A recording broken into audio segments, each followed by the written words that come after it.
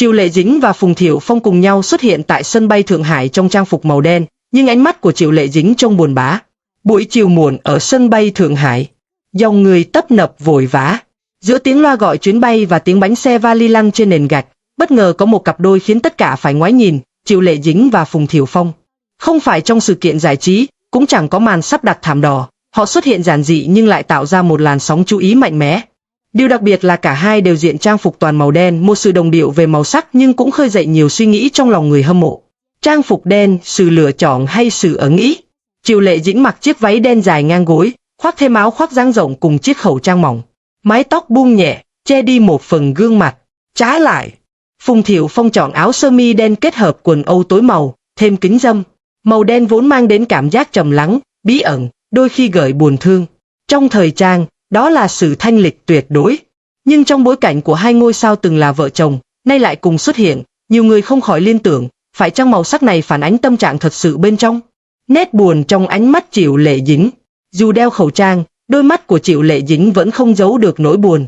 Trong những tấm ảnh được lan truyền trên mạng, cô không mỉm cười, không nhìn thẳng vào ống kính, mà thường cúi đầu hoặc hướng mắt xa xăm.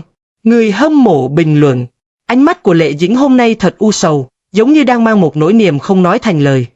Dù khoác trên mình bộ đồ đẹp, tôi vẫn thấy cô ấy trông mỏng manh, yếu đuối. Phải chăng sự đồng hành với Phùng Thiệu Phong gợi lại những ký ức đã qua? Có thể, đó chỉ là một thoáng mệt mỏi sau chuyến bay dài, nhưng khi đặt trong mối quan hệ phức tạp của cả hai, ánh mắt buồn ấy lại khiến công chúng càng thêm tò mò. Dư âm từ một cuộc hôn nhân. Ai cũng biết, Triệu Lệ Dĩnh và Phùng Thiệu Phong từng có một cuộc hôn nhân được cả làng giải trí châu Á quan tâm. Từ lúc công khai, kết hôn, rồi có con, cho đến khi ly hôn. Mọi chặng đường đều gắn với hàng loạt tiêu đề báo chí. Sau chia tay, cả hai đều giữ thái độ kín tiếng, hạn chế nhắc đến nhau. Nhưng việc cùng xuất hiện tại sân bay khiến công chúng đặt ra nhiều giả thuyết. Họ đi công việc chung, họ đưa con đi du lịch, hay đơn giản là một sự trùng hợp tình cờ. Dù lý do thế nào, khoảnh khắc này vẫn gợi lại biết bao ký ức, khiến fan không khỏi bồi hồi. Khác với thảm đỏ hay sự kiện công khai, sân bay vốn là nơi sao Hoa ngữ thường thể hiện hình ảnh đời thường nhất. Tại đây, không có nhiều đạo diễn hình ảnh, không có kịch bản dàn dựng, tất cả đều chân thật. Chính vì thế, ánh mắt buồn của Triệu Lệ Dĩnh tại sân bay càng được coi là phản chiếu tâm hồn. Trong đám đông, cô như một bóng hình nhỏ bé, nép mình trong chiếc váy đen. Và dù có Phùng Thiệu Phong đi cạnh, cảm giác khoảng cách giữa họ dường như vẫn tồn tại. Một điểm khiến truyền thông chú ý chính là sự đối lập. Phùng Thiệu Phong, cao lớn, điềm tĩnh, gương mặt được che đi bởi kính râm, bước đi chắc chắn. Triệu Lệ Dĩnh, dáng nhỏ nhắn, nét mặt mệt mỏi, ánh mắt lạc lõng, bước đi chậm rãi hơn. Dù cùng diện màu đen, khí chất họ mang đến lại trái ngược. Điều này càng làm dấy lên nghi vấn rằng mối quan hệ của họ vẫn còn nhiều khoảng cách chưa thể hàn gắn. Chỉ sau vài giờ, những hình ảnh này đã lan truyền trên mạng xã hội với tốc độ chóng mặt. Hàng nghìn bình luận được để lại. Họ vẫn còn tình cảm chăng? Có thể là đi cùng con trai, dù không thấy xuất hiện trong ảnh. Tôi chỉ thấy thương cho Lệ Dĩnh, cô ấy dường như không giấu nổi sự buồn bã. Một số fan trung thành còn cẩn thận so sánh hình ảnh này với những lần xuất hiện trước kia của Triệu Lệ Dĩnh. Kết quả cho thấy, hiếm khi cô để lộ nét mặt buồn đến thế ở nơi công cộng. Ý nghĩa của màu đen trong câu chuyện này. Trong văn hóa phương Đông, màu đen có thể tượng trưng cho sự kín đáo, trầm mặc, thậm chí là chia ly. Việc cả hai cùng chọn màu đen khiến nhiều người cho rằng đây không chỉ là sự trùng hợp thời trang, mà còn là một cách họ thể hiện tâm trạng, hoặc ít nhất là một sự đồng điệu vô hình. Nhiều chuyên gia thời trang nhận xét, dù diện trang phục đen, thần thái của Triệu Lệ Dĩnh vẫn toát lên vẻ thanh lịch. Nhưng buồn thay, ánh mắt của cô lại khiến bộ trang phục trở nên nặng nề hơn. Phùng Thiệu Phong trông chững chạc, nhưng thiếu đi sự tươi vui. Họ giống như hai đường thẳng song song, đi cùng nhưng chẳng giao nhau. Hình ảnh gợi suy ngẫm. Cảnh tượng này không chỉ là một khoảnh khắc giải trí, mà còn khiến nhiều người suy ngẫm về cuộc sống hôn nhân, về những tổn thương sau chia tay. Họ từng là đôi vợ chồng khiến công chúng ngưỡng mộ, nhưng giờ, trong khung hình sân bay, lại để lộ một khoảng cách lặng lẽ. Người ta nhận ra rằng, ánh hào quang của nghệ sĩ không thể che giấu những cảm xúc rất con người, buồn, nhớ, tiếc nuối.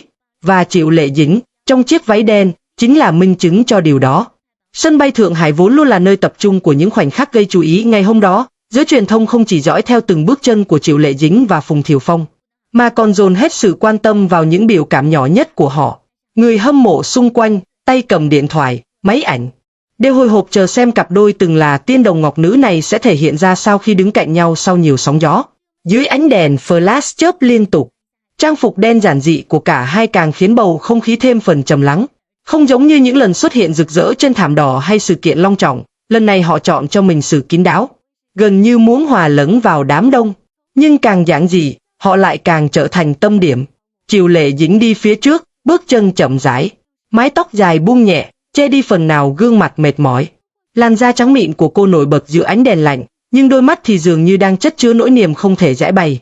Mỗi bước đi, mỗi cái cúi đầu của cô như kể lên một câu chuyện buồn mà chẳng cần lời. Phùng Thiệu Phong đi sát bên cạnh, dáng vẻ điềm tĩnh, song ánh mắt lại không giấu nổi sự lo âu. Anh thi thoảng liếc nhìn Triệu Lệ Dĩnh, dường như muốn mở lời, nhưng lại thôi.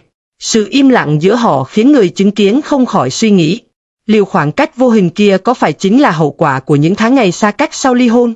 Người hâm mộ bàn tán rì rầm, cả hai đều mặc đồ đen, giống như muốn đồng điệu với nhau. Nhưng sao ánh mắt Triệu Lệ Dĩnh lại buồn đến vậy? Có lẽ họ đang trải qua một giai đoạn khó khăn mà người ngoài không hiểu hết. Nhiều phóng viên thậm chí còn tinh ý nhận ra bàn tay của Phùng Thiệu Phong đôi lần như muốn đưa ra, để chạm vào cánh tay mảnh khảnh của Triệu Lệ Dĩnh, nhưng rồi anh lại rụt về. Cử chỉ nhỏ bé ấy thôi, cũng khiến người ta cảm nhận được sự đấu tranh trong lòng anh, muốn quan tâm nhưng lại sợ bị từ chối.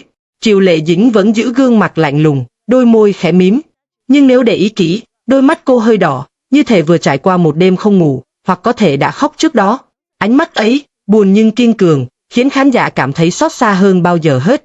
Bức ảnh chụp khoảnh khắc hai người đứng chờ tại quầy kiểm tra an ninh nhanh chóng được lan truyền khắp mạng xã hội. Dưới bức ảnh, hàng ngàn bình luận xuất hiện. Tôi nhìn thấy sự đau khổ trong ánh mắt của Triệu Lệ Dĩnh. Phùng Thiệu Phong vẫn còn tình cảm, nhưng Triệu Lệ Dĩnh dường như đang cố gắng giữ khoảng cách. Có lẽ đây chỉ là sự trùng hợp, nhưng cả hai mặc đồ đen thực sự khiến người ta liên tưởng đến một nỗi buồn chung. Thậm chí, một số fan còn tinh ý ghép những bức ảnh cũ của họ khi còn mặn nồng để so sánh. Khi ấy, Triệu Lệ Dĩnh cười rạng rỡ bên cạnh Phùng Thiệu Phong, ánh mắt trong veo đầy hạnh phúc. Còn hiện tại, hình ảnh ấy đã thay bằng sự lạnh lùng, trầm mặc. Khoảng cách giữa họ, dẫu chỉ vài bước chân, vẫn trở nên xa xôi đến khó chạm tới. Câu hỏi lớn nhất mà người hâm mộ đặt ra, tại sao Triệu Lệ Dĩnh lại buồn? Có người cho rằng cô mệt mỏi vì lịch trình dày đặc. Cũng có người tin rằng đó là do mối quan hệ phức tạp với Phùng Thiệu Phong. Dù thế nào đi nữa, sự xuất hiện song song của họ tại sân bay đã trở thành một đề tài nóng bỏng, đủ sức khiến truyền thông bàn tán suốt nhiều ngày.